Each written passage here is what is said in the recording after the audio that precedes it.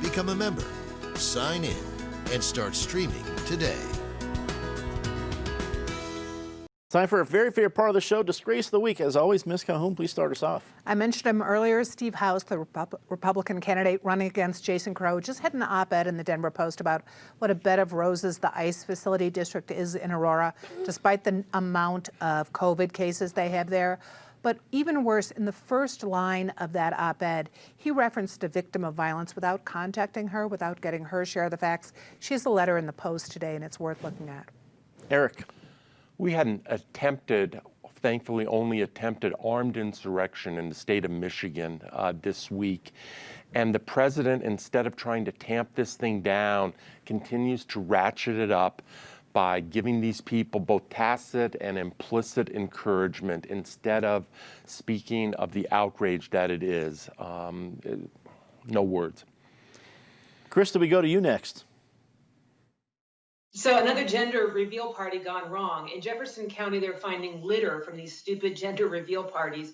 And, you know, one of them went bad in California and started a catastrophic fire. All I can say, you're expecting a baby, that's great. How about you just do an email or a Facebook post? I never thought I would actually back up, just give me a cigar. That's all I want. Don't light it, just give me a cigar and say congratulations. Marianne, your Disgrace of the Week. The fly that spent 2 minutes and 3 seconds on Vice President Mike Pence's head during the Vice President debate the other night, this got a whole lot more attention in social media instead of the question that was being discussed, which was how the Breonna Taylor issue is being handled. Yeah, if you need anything that tells you about 2020 politics in America, that's all you need.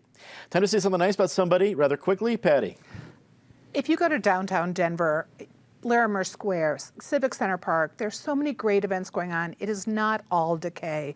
And I would say go to Civic Center McNichols building on Sunday, where there's going to be a great art shrine to people we've lost, great event. Also at History Colorado, another shrine.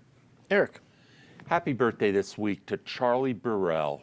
A Denver institution turned 100 years old on October 4th, the first African-American to be a part of a major orchestra in this nation, which was then the Denver Symphony, now the Colorado Symphony Orchestra, a jazz musician, a classical bassist. What a great life story. Hear, hear.